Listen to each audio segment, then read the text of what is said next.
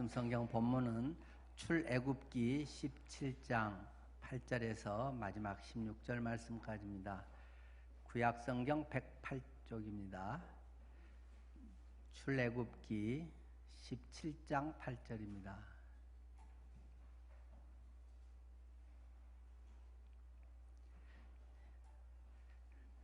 이집트 탈출기 17장 8절.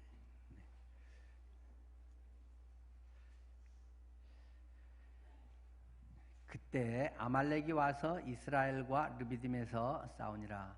모세가 여호수아에게 이르되 우리를 위하여 사람들을 택하여 나가서 아말렉과 싸우라. 내일 내가 하나님의 지팡이를 손에 잡고 산 꼭대기에 서리라. 여호수아가 모세의 말대로 행하여 아말렉과 싸우고 모세와 아론과 훌은 산 꼭대기에 올라가서 모세가 손을 들면 이스라엘이 이기고 손을 내리면 아말렉이 이기더니 모세의 손이 피곤함에 그들이 돌을 가져다가 모세 아래에 놓아 그가 그 위에 앉게 하고 아론과 훌이 한 사람은 이쪽에서 한 사람은 저쪽에서 모세의 손을 붙들어 올렸더니 그 손이 해가 지도록 내려오지 아니한지라. 여호수아가 칼날로 아말렉과 그 백성을 쳐서 무찌르니라. 여호와께서 모세에게 이르시되 이것을 책에 기록하여 기념하게 하고 여호수아의 귀에 외워 들리라. 내가 아말렉을 없이하여 천하에서 기억도 못하게 하리라. 모세가 제단을 쌓고 그 이름을 여호와 니시라 하고 이르되 여호와께서 맹세하시기를 여호와가 아말렉과 더불어 대대로 싸우리라 하셨다 하였더라. 아멘. 오늘은 여호와 니시라는 제목으로 말씀을 나누려고 합니다. 니시 히브리어로 깃발이라는 뜻입니다. 하나님의 깃발이다. 여호와 니시. 깃발이라고 하는 것은 상징적으로 승리를 말하고 있습니다. 우리가 전쟁을 해서 만약에 우리가 쭉 끝까지 밀고 올라가서 백두산에 우리의 태극기를 탁 꼽으면 얼마나 또 좋았겠습니까?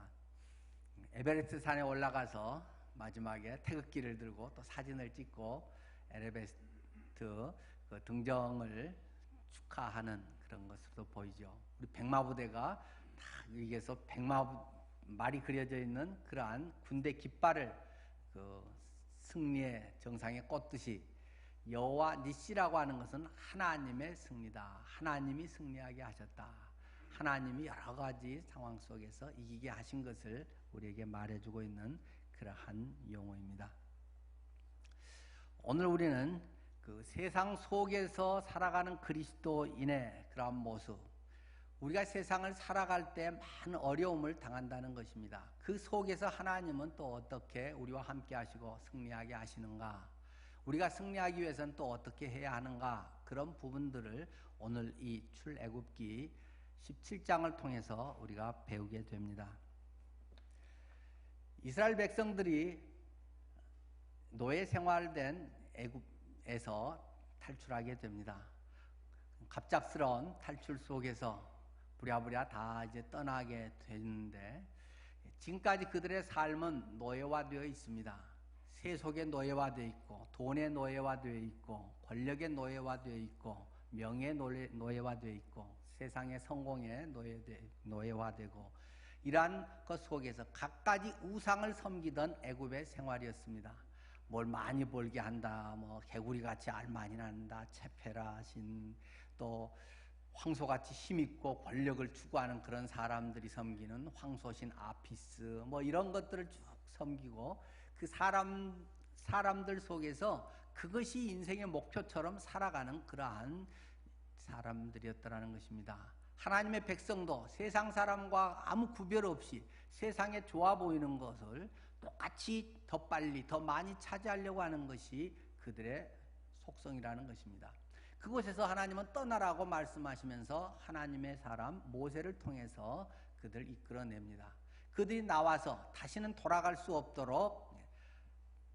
없는 강을 건너게 합니다. 홍해를 건너면서 그들이 다시 이제 돌아갈 수 없는 하나님의 백성으로서의 삶을 시작하게 됩니다.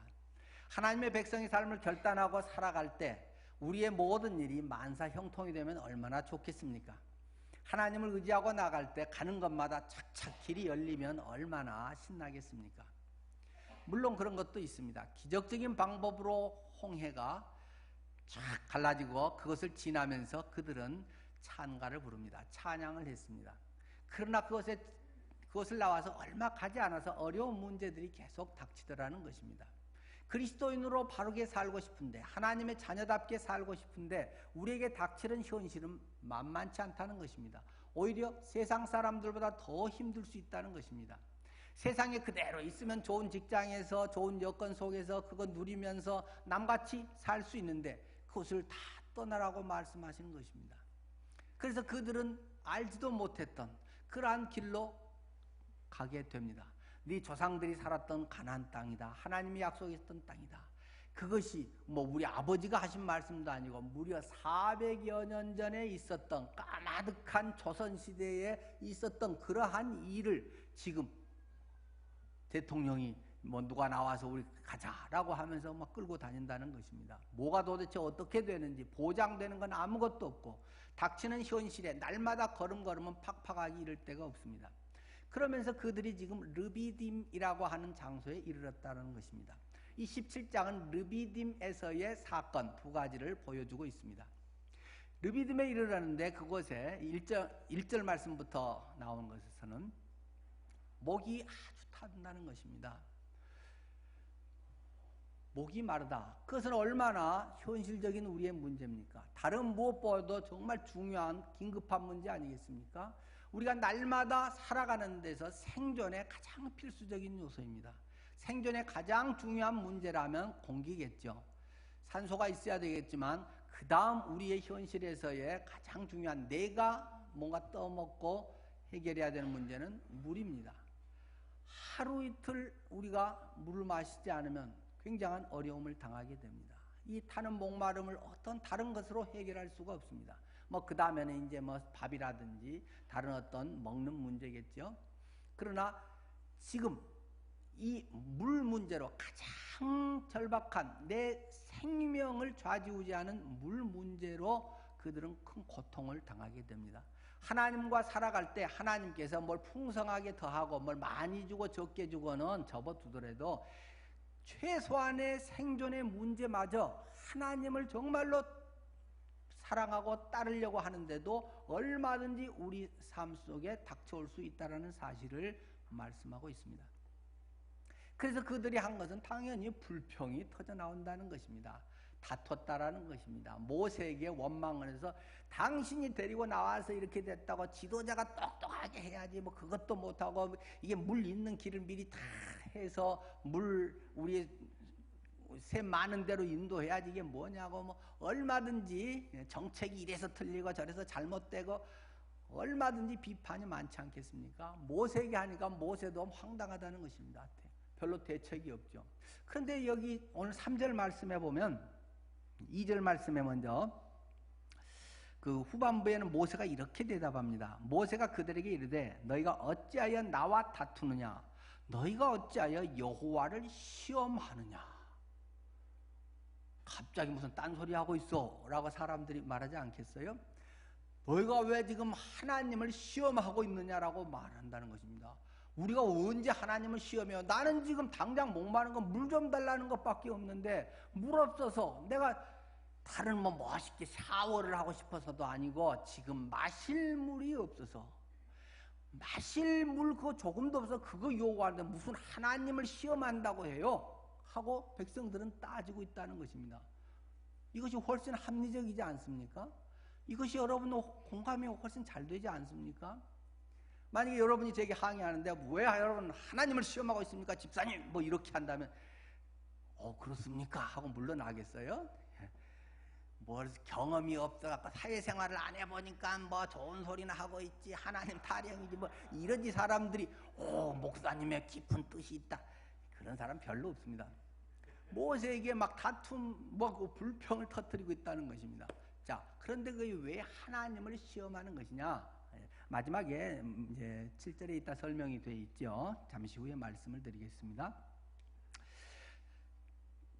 그들이 하나님을 의지하는가?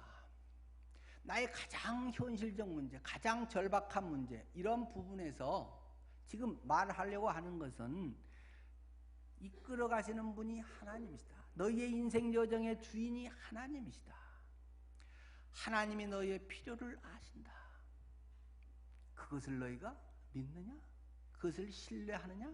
앞으로의 우리가 가야 할 길은 창창하게 멀고 앞으로 40년을 결론은 가지만 가야 할 길은 뭐 몇 달 참으면 되고 뭐 몇 년 헌신하면 되는 정도가 아니고 한없이 끝도 안 보이는 이런 광야길을 가야 할 수도 있는데 거기에서도 그런 환경에서도 눈앞에 아무런 소망이 없고 내 목 축일 나를 시원하게 해줄 생수 하나 없어도 하나님을 의지할 수 있는가 하는 것을 이제 더 묻게 되죠. 그건 잠시 후에 더 말씀을 드리겠습니다. 하나님께서 그래서 모세에게 이야기합니다. 모세에게 6절 보면 제가 읽어보겠습니다. 내가 호렙산에 있는 그 반석 위 거기서 내 앞에 서리니 너는 그 반석을 치라. 그것에서 물이 나오리니 백성이 다 마시리라. 모세가 이스라엘 장로들의 목전에서 그대로 행하니라. 하나님께서 여기에 대해서 분명히 해결해 주셔야죠. 하나님이 다 목 안 마르게 해주세요 하고 뭐 이렇게 끝내지 않죠. 물이 필요하면 물을 줘야 되는 거잖아요. 그럼 물을 준다. 하나님이 실제로 물을 줬다라는 것입니다. 근데 어떻게 여기서 물 문제를 해결했는가? 그 호렙산에 있는 그 반석 위 거기에 내가 서겠다. 누가요? 하나님이 그 큰 반석 앞에 내가 서겠다. 그때 내가 반석을 쳐라. 어떨 때는 뭐 치라고 할 때도 있고 또 뭐 말로 하게만 할 때도 있고 뭐 방법은 다양하지만 여기서는 하여튼 하나님이 치라고 했습니다. 자, 여러분 이 장면을 보면서 머릿속에 어떻게 상상을 하십니까? 산신령 같은 하나님이 하얀 옷을 입고 아주 멋지게 꼬부라진 지팡이를 딱 들고 반석 앞에 딱 서 있고 근데 모세가 어떻게 한다고요? 반석 그 앞에는 반석을 치라. 탁 치면 하나님이 열이 싹 피해가지고 딱 안 맞게 하겠죠. 근데 이건 우리의 만화적인 상상력이고 하나님은 뭐 형체가 있는 분 아니잖아요. 그 반석을 하나님이 덮고 있다는 것입니다. 그걸 감싸고 있다는 것입니다. 반석을 치는 것은 무엇을 치는 것입니까? 하나님을 치는 것입니다. 이제 이런 것을 조금 성경 공부를 많이 하게 되면 성경에 이제 그리스도 구속사의 모형론이라고 하는 게 나오죠. 그리스도의 십자가의 사건들을 이제 암시해 주는 뭐 그런 부분이기도 하죠. 우리의 생수가 되기 위해서 하나님이신 예수 그리스도 그분이 몸소 채찍질 당하시고 찔리고 그러므로 우리 속에서 생수가 터져 나오게 하는 이제 요한복음에서는 그런 식의 메시지로 이제 연결이 되죠. 그러나 하여간 그렇게 해서 반석에서 엄청나게 막 물이 쏟아지더라는 것입니다. 아마 우리식으로 하면 저기 수원지에서 원관에서 아마 지름이 막 최소한 5m, 10m 정도 막 넘는 그것이 막 펑펑 막 물을 쏟아내듯이 그래야 사람들이 지금 몇백만 명 되는데 해결하지 않겠어요? 엄청난 물이 어떻게 쏟아졌는지는 모르겠습니다만은 사람들이 충분히 먹고 마시고 해갈될 정도의 그것이 해결됐다. 그러면서 그곳 이름을 뭐라고 히브리어로 뭐라고 별명을 붙였다고요? 마사 또는 무리바 이렇게 그곳에 이름을 붙였다라는 것입니다. 무슨 뜻이라고 성경에 다 나와 있죠? 다투었다. 이곳에서 지금 물이 나왔다 뭐 그런 쪽으로 이름을 붙이면 더 멋있을 것 같은데 너희들이 기억해야 될 것이다. 너희들이 다투었어. 하나님 뭐 그럴 수 있어요. 뭐 돼요 안 돼요 하고 너희가 원망했다. 불평했던 것을 그 바위에 가서 보면 너희들은 불평덩어리야. 너희는 불평해서 했던 것이야 하는 것을 기억나게 마사 무리바다라고 이름을 붙였다라는 것입니다. 그러면서 거기에 7절에 좀 더 자세히 설명이 있습니다. 제가 읽어보겠습니다. 그가 그곳 이름을 마사 또는 무리바라 불렀으니 이는 이스라엘 자손이 다투었으며 또는 그들이 여호와를 시험하여 이르기를 여호와께서 우리 중에 계신가 안 계신가 하였습니다. 아까 앞에서 여호와를 너희가 어찌 시험하느냐라고 말했잖아요. 그 무엇을 시험한다는 것입니까? 그냥 목마르다는 것뿐인데, 단 돈이 지금 없어서 나 어디 버스비가 없다는 것인데, 당장 오늘 아이들 밥 먹일 쌀값이 없다는 것인데 뭐가 그게 문제라는 말입니까? 그래, 너는 그 현실의 문제 하나를 이야기하지만 너 마음 깊은 곳에는 나를 의지하지 않아. 하나님이 계신가 안 계신가 하는 것에 너는 지금 맨날 엎치락뒤치락 하고 있어. 일이 잘 되면 하나님이 계세요, 하나님은 전능하세요, 할렐루야, 주님이 도우십니다, 간증을 하고 열심히 할 수 있지만 뭐가 일이 안 되고 어렵고 꼬이고 자식의 문제가 그렇고 건강이 안 좋고 돈 손해보고 자꾸 그러면 하나님이 안 계신가, 하나님이 계시다면 이럴 수 있는가, 하나님이 살아 계신다며, 주님이 부활하셨다며, 부활하셔서 나와 함께 하시고 나 전능하시다며, 살아 계신다며 하는데 도대체 나는 이게 뭐야 하고 쭉 깔아앉아 있어가지고 밤낮 하나님이 계신가 안 계신가, 계신가 안 계신가, 그게 그들의 본질 속성이라는 것입니다. 그가 믿는다고 하는 신앙의 그의 본 모습은 네가 하나님을 시험하고 있는 것이다. 환경적으로 이것이 되든 안 되든 하나님은 전능하시지, 하나님이 나의 형편을 아시지, 하나님은 나를 붙들어 주시지. 네가 어떤 환경에서도 그럴 수 있니? 가장 기본적인, 가장 절박한, 가장 현실적인 문제 속에서도 하나님을 의지할 수 있니? 네가 통계를 의지하니? 네가 너의 닥쳐진 현실의 그 문제를 성경보다 앞서고 세우고 있질 않니? 주님은 우리에게 묻고 계신다는 것입니다.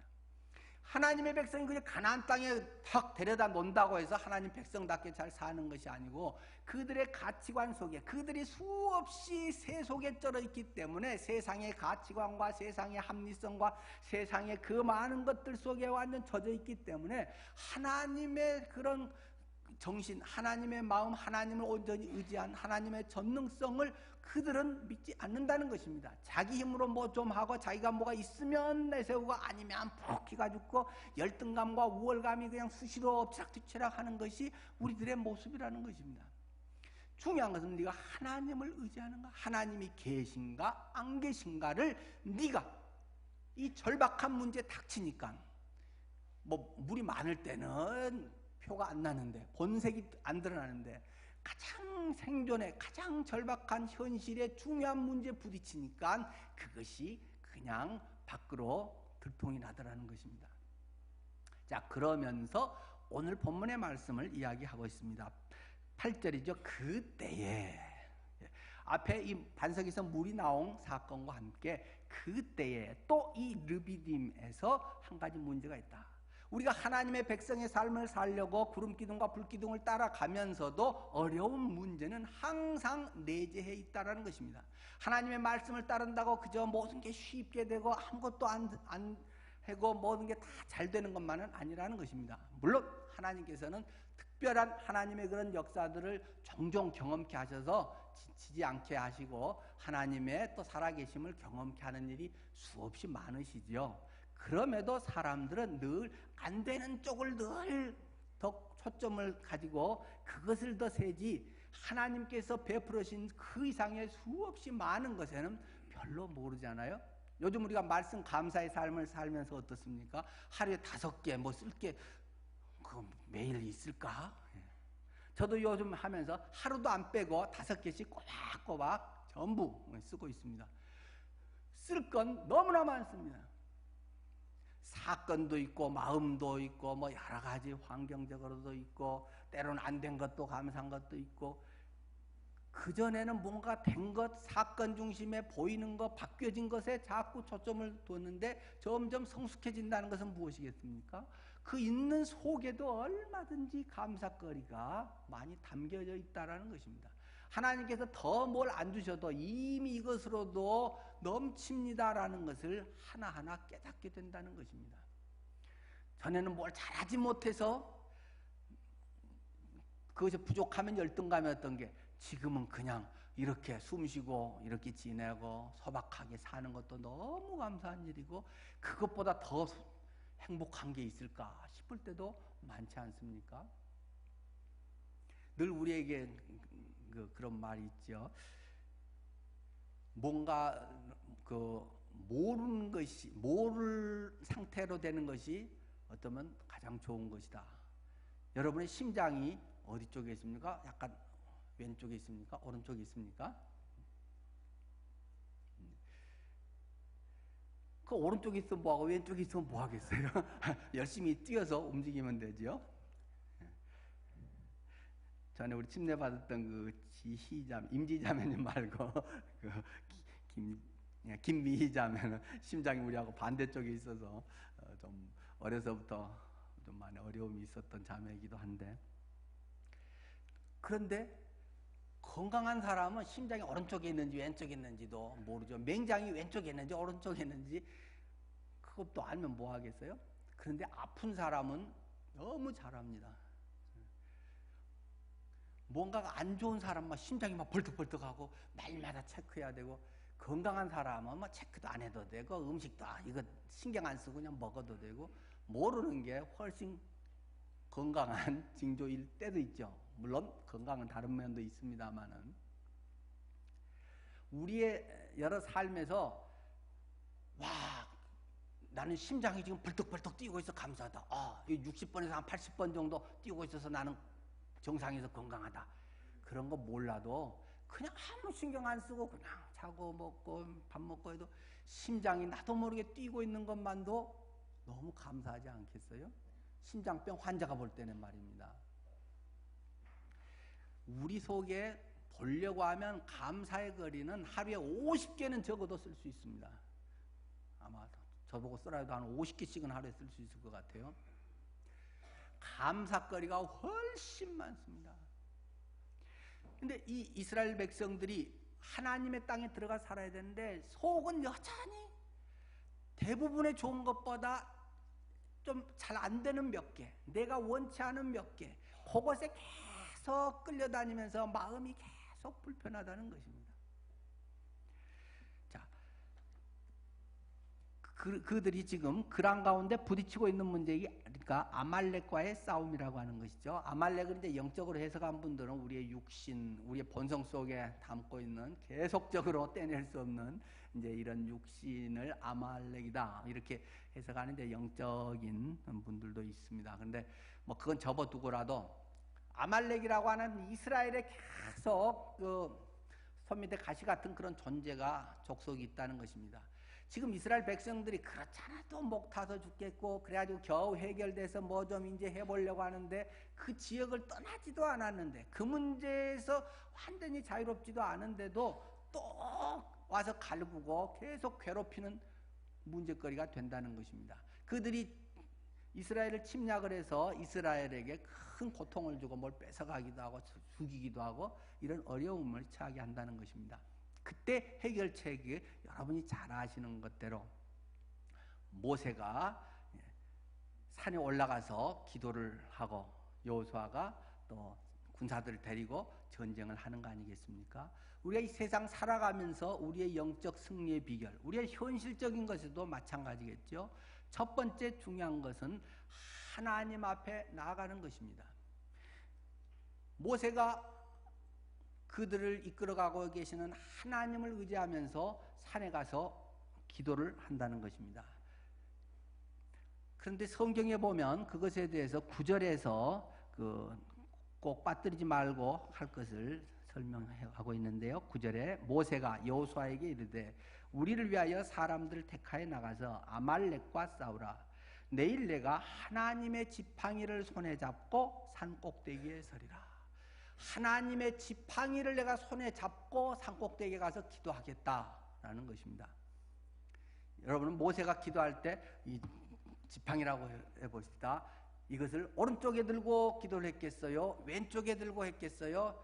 이쪽으로 좌우로 왔다 갔다 하면서 힘드니까 했겠어요? 또 다른 방법으로 했겠어요? 모르지요. 뭐 성경에 안 나타나 있는데. 하나님은 능력의 오른팔로 붙으시기 때문에 아마 오른쪽에 있을 것이다. 근데 그렇게 하면 또 무게가 한쪽에 지팡이가 뭐 한 1.5m 뭐 얼마씩 1.8m 이렇게 되는데 무겁겠죠. 그걸 더군다나 손에 들고 짚고 하는 게 아니고 들고 하면 얼마나 힘들겠어요. 근데 제 생각은 아마 이렇게 가로로 했을 것 같아요. 이렇게. 여러분 벌 받아보신 적이 있습니까? 그래서 엄마가 나 선생님 손 들고 있어 그러면 손 들고 이렇게 한참 하다가 힘들면 막 이제 손 이렇게 잡잖아요. 뭔가 이렇게 하면 더 의지가 되죠. 지팡이를 가운데 이렇게 놓고 이렇게 하면 훨씬 아마 힘이 덜 들 거예요. 그래도 손이 자꾸 내려온다는 것입니다. 왜 내려옵니까? 다 성경에는 친절하게 다 써져 있습니다. 왜 내려오는가? 12절에 다 기록되어 있죠. 모세 팔이 피곤하니까 내려온다는 것입니다. 우리의 의지는 있고 자기가 이겨야 되는데 이 손을 들고 하니까 승리하고 내리니까 지금 패배한다는 것입니다. 왜 산에 올라가서 지금 기도를 하겠습니까? 산에 가서 하면 하나님이 좀 더 가까우니까 더 잘 들어서 그럴까요? 뭐 그럴 수도 있겠지만은 더 중요한 것은 산에서 지금 전세를 파악하고 보면서 하는 것입니다. 눈을 뜨고 지금 기도하고 있는 것입니다. 아래 지금 평지에서 아말렉과 지금 전쟁이 붙어가지고 보니까 손을 들고 할 때는 여호수아가 인도하는 그 군대가 막 그들을 물리쳐서 이렇게 가는데 손 내리면 그쪽에 막 해서 이스라엘 군이 막 밀리고 하는 것이 지금 그들의 모습이죠. 여러분들이 기도할 때도 때로는 눈 감고 아무것도 생각 안 하고 하나님 도와주세요. 그럴 때도 가끔은 있지만 대부분의 경우는 눈을 뜨고 기도를 하십시오. 영적 눈을 뜨고 말입니다. 현실을 직시하고 기도를 하십시오. 상황 파악을 해가면서 기도를 하십시오. 무조건 나는 몰라 무조건 하나님 알아서 최선으로 인도해 주시고 그러지 말고 하나님께서 어떻게 지금 무엇을 인도해 가시는지 하는 것을 잘 분별해 가면서 기도를 하는 것이 매우 중요합니다. 그런 점에서 우리 카톡 기도방 같은 것도 굉장히 좋은 방법이 되겠습니다. 지금 우리 어느 성도님이 수술 중에 있습니다. 성도님들 그 수술이 잘 되고 후유증 없도록 기도해 주십시오. 기도 제목을 올리면 또 성도들이 아멘 하고 주님 인도해 주세요. 의사들 손을 붙들어 주세요. 후유증 없이 해주세요. 성도님들이 거기 글을 달면서 기도하지 않습니까? 그런데 지금 수술 시간이 길어지고 있습니다. 2시간 예정이었는데 지금 4시간째 수술하고 있습니다. 성도님들 참 이 수술이 잘 되게 계속 기도해 주십시오. 또 성도님들이 계속 상황을 그걸 보면서 하나님 정말로 이 일에 그 어려움 되지 않게 도와주세요. 더 간절히 또 여러분이 기도하지 않습니까? 그러면서 수술이 잘 끝났답니다. 또 여러분들이 올릴 때 감사합니다.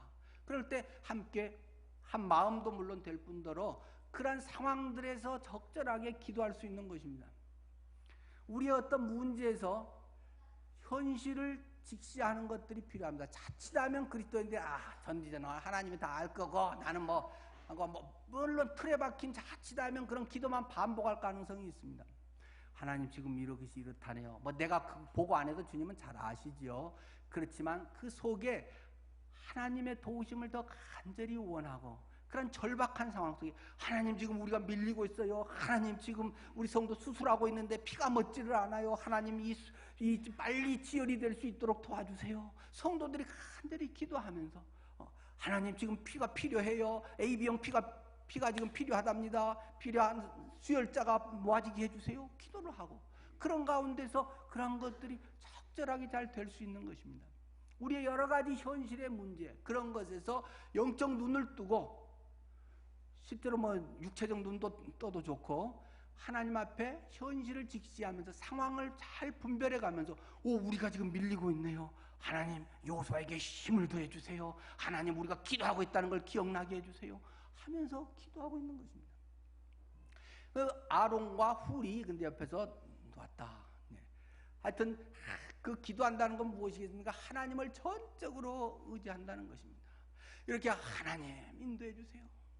이렇게 지팡이를 잡고 지팡이를 이렇게 하고 기도할 때 뭐가 여러분은 생각나십니까? 십자가에 예수님이 혹시 떠오르지는 않습니까?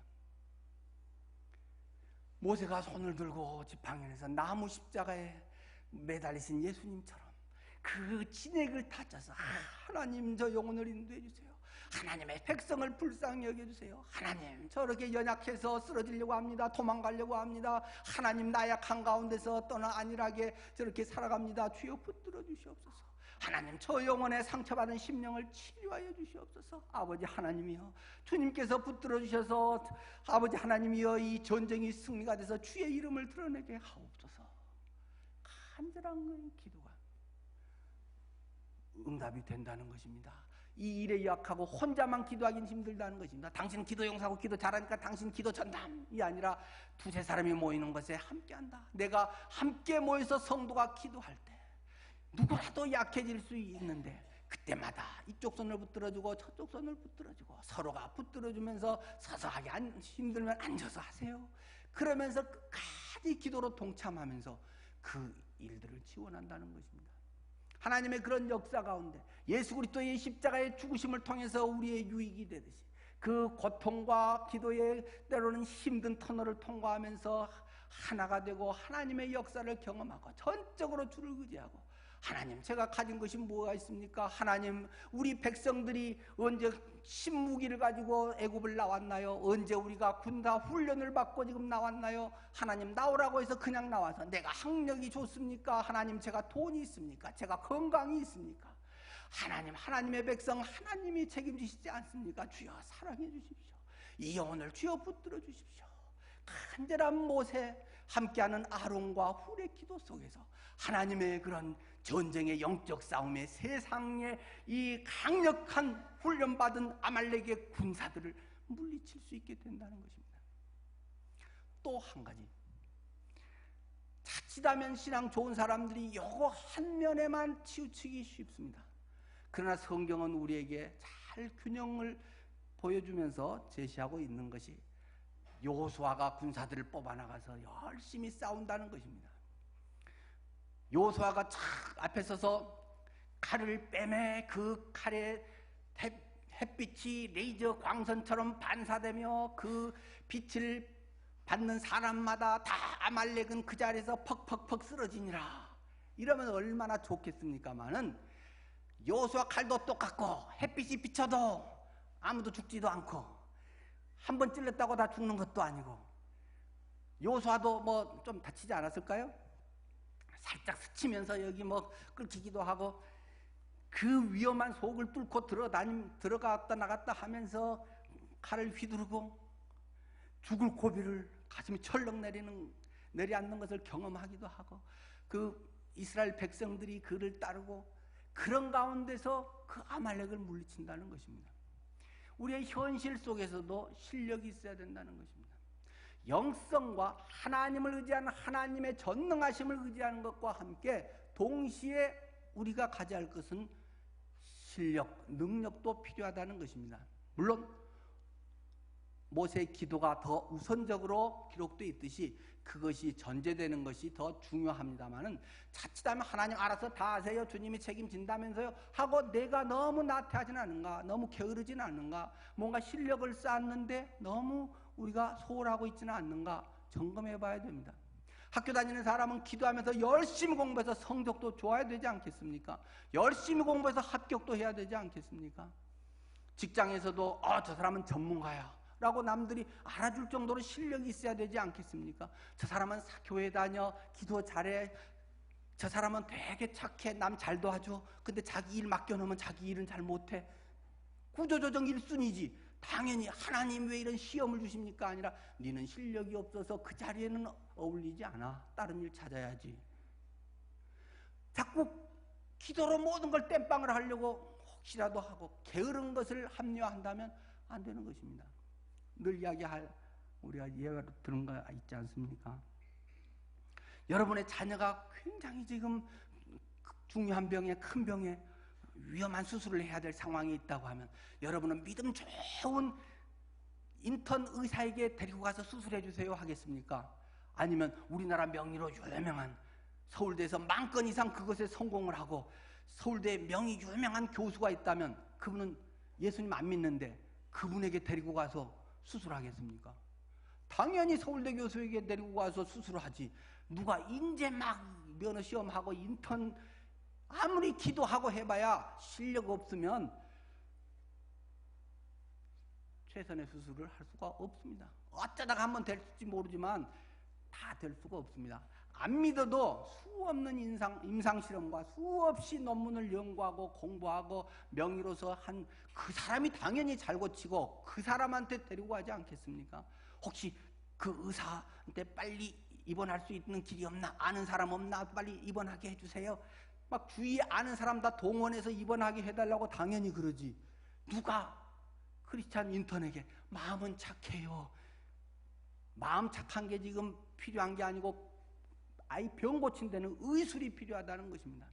우리들이 하나님의 일을 할 때도 당연히 영성과 그런 것이 기본이 돼야 되지만 거기에 적합한 능력, 실력을 갖춰야 되는 것입니다. 여호수아가 그곳에서 열심히 고군분투하면서 어떤 사람들을 인솔해 가면서 거기에 칼을 휘두르고 현장에서 그 일을 헤쳐나가는 그러한 일들이 동시에 필요하다는 것입니다. 이 아말렉이라고 하는 그 족속에 대해서는 성경에서 여러 가지로 경계를 하고 많이 안 좋게 이야기를 하죠. 이 아말렉, 하나님께서는 이 아말렉을 완전히 다 멸살시켜야 된다라고 설명을 합니다. 그리고 그들 한 명도 살려주지 마라. 특히 조금 더 지나면 이제 사울 왕 시대에 그런 거 있지 않습니까? 아말렉과의 싸움에서 그들을 전부 죽여라. 그런데 사울 왕이 그 중에 다 죽이려니까 너무 아까우니까 굉장히 경제적이고 합리적이고 이성적이고 또 욕심도 은근히 있고 그래서 좋은 것은 싹 한쪽에 빼돌려서 놨다는 것입니다.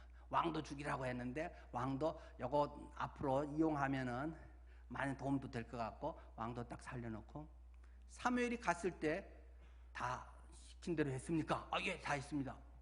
그런데 커튼 뒤에서 뭐 이런 소리가 들렸다는 겁니다. 저건 뭔 소리예요? 예, 저거 특별히 좋은 거 제가 하나님께 제사 드리려고 이렇게 따로 모아놓은 것입니다. 사무엘이 신앙 좋습니다. 그런 것을 준비해 놓으셨군요. 제사를 주님께 드리려고. 그럽니까? 아주 화를 내면서 하나님이 하라는 대로 해야지 당신의 합리적인 생각으로 당신의 좋다는 방법대로 해서 되느냐. 그래서 그 유명한 구절이 거기에 나오지 않습니까? 뭔가요? 순종이 제사보다 낫습니다. 하나님의 말씀에 그대로 순종하는 것이 하나님을 예배하고 제사하고 뭐 헌금을 어쩌고 뭐 주님을 위해서 뭘 섬기고 그것보다 순종이 100배 나은 것입니다. 하나님의 하라는 대로 해야지 자기의 생각을 양념쳐가지고 자꾸 자기의 방식대로 자기의 뭐 좋다는 대로 끌고 가고 그렇게 하는 것은 하나님의 당신을 버렸습니다. 그래서 결국 다윗에게 넘어가는 아주 중요한 결정적인 그 사건이 계기가 되지 않습니까? 이 아말렉은 계속 이스라엘을 그렇게 해서 또 괴롭히기도 하고 저 나중에 가면 또 구약 마지막 쪽에도 또 나오죠. 계속 그 이스라엘의 그 적이 되는 거죠. 이스라엘 땅 안에서만 그런 줄 알았더니 저기 포로로 잡혀가서 저기 페르시아 요즘 이란 거기에 잡혀간 유대인들도 거기서 사는 유대인들도 많은데 거기에 국무총리가 유대인들의 눈에 가시처럼 여겼다. 쟤들은 괜히 해준 것도 없이 그냥 미운 그런 손 밑에 가시 같은 존재들이라는 것입니다. 어떻게 하면 쟤들을 싹쓸이로 없앨까? 뭐 이제 그러다가 모르드게라고 하는 사람이 인사도 안 하고 거기 뻣뻣해 저게 뭐 이러면서 이제 그게 막 증폭이 되지만 그렇게 해서 결국 이스라엘을 다 죽이려고 했는데 이제 에스더가 죽으면 죽으리라 하고 그 왕의 마음을 돌이켜서 오히려 그들이 싹 죽지 않습니까? 그래서 부림절이라고 하는 그 절기가 생겼다. 이제 그 이야기를 하면서 지금 그 하만이라고 하는 총리 그가 어디에서 나온 왜 유대인을 그렇게 죽이려고 안달하고 있는가? 그 에스더서 8장 3절에는 아각인 하만 이렇게 설명하고 있습니다. 아말렉 왕이 아각이죠. 그러니까 아말렉 족속인 하만이라는 것입니다. 이 아말렉 족속은 지금 여기 르비딤에서도 그들을 괴롭히고 계속적으로 왕정시대에도 괴롭히고 다 포로 생활에 다 끝난 것 같은 그쪽에서도 저 멀리 다른 영역에서도 할 수 있는 대로 온갖 하나님의 자녀들을 괴롭힌다는 것입니다. 그들을 이렇게 철저하게 하나님은 이제 또 말살하라고 이야기를 하죠. 근데 결국 궁극적인 승리, 싸움의 승리는 하나님께 있다라는 것을 우리에게 말하고 있습니다. 아론과 훌이 옆에서 잡아줬는데 아론은 누구죠? 모세의 형이란 건 너무 잘 알고 있습니다. 훌은 누구죠? 훌은 갈렙의 아들입니다. 요수아와 갈렙, 가나안 하면 갈렙의 아들이 훌이고 이 훌의 손자가 또 유명한 사람이죠. 브살렐의 할아버지가 이 한 손을 붙들었던 훌이라고 하는 사람입니다. 브살렐은 어디에 나옵니까?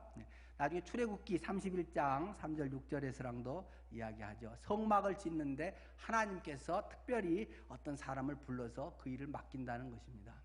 31장 3절에서 11절에 보면 브살렐을 뽑아서 그 사람의 성령 충만하게 하고 하나님의 영을 부어주고 그 사람의 지혜를 주고 지식이 있게 하고 그 다음에 재주를 주어서 정교한 일을 잘 하게 했다.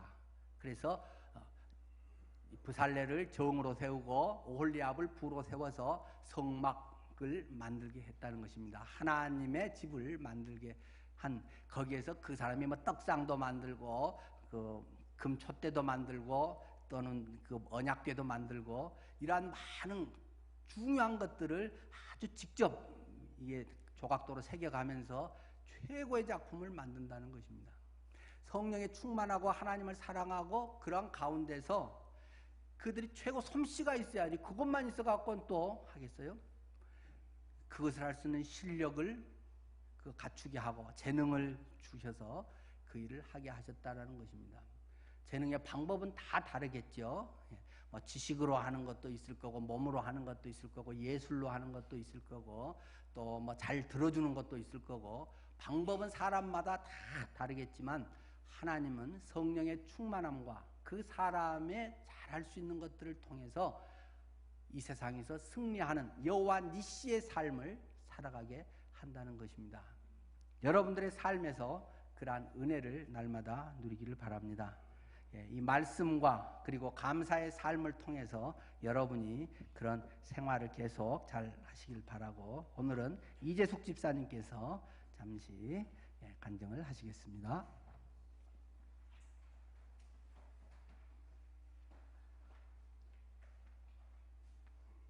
안녕하세요. 이제 간증하지 않고 피하려다가 3명 다 간증하게 된 그 중에 한 명 이재숙입니다. 저는 말씀 감사 일기 쓰기에 참석하기 전에 성경 일독을 하는 중이었습니다. 아는 분들과 지난해 9월부터 시작해서 하는 중이라 1기에는 중복이 되어서 부담이 되었고 2기에는 이쯤에는 참석해야 눈에 띄지 않고 지나가겠다는 불순한 생각에 참여하였습니다. 막상 성경 5장 읽기는 하던 내용이라 별 문제가 없었습니다. 하지만 때로는 제대로 하지 못하고 지나갔던 날들도 있습니다. 4월과 5월에는 효도 차원에서 한 번씩 부산에 어머니 댁에 다녀왔습니다. 성경책과 만반의 마음 준비를 해서 갔지만 그 기간 동안은 제대로 읽기와 쓰기를 하지 못하였습니다.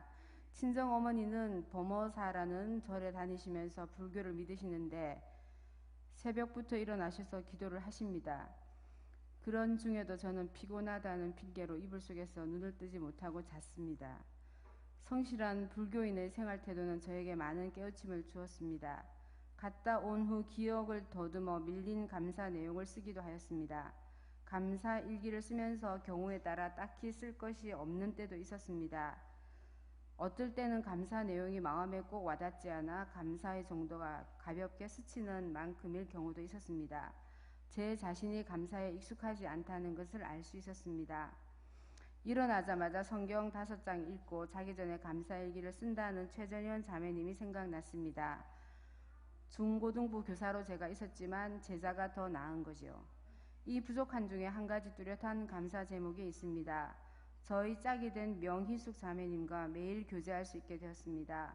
항상 교회 행사 때마다 몸을 아끼지 않고 봉사하시는 자매님과 일상을 나누며 더욱 친밀해졌습니다. 가족의 문제를 카톡으로 나누고 중보기도 할 수 있었으며 하나님의 사랑도 나눌 수 있었습니다. 더불어 잘 참여하지도 못하지만 사랑방 목사님이신 김재훈 집사님과 사랑방 가족님께도 감사의 마음을 전합니다. 아직도 저희 가정의 남편과 자녀의 구원, 친정어머니와 시댁에 한 분도 믿지 아니하는 그러한 가족들, 또는 저희 가정의 먹고 사는 문제 등 많은 문제가 산적해 있습니다. 저 혼자 다 감당하기에 벅찬 모든 기도 제목을 하나님께서 교회를 통하여 이루어 주실 줄 믿기에 게으름과 연약한 믿음에도 불구하고 이기 생활을 하게 해주신 하나님께 감사를 드리며 간증을 마칩니다.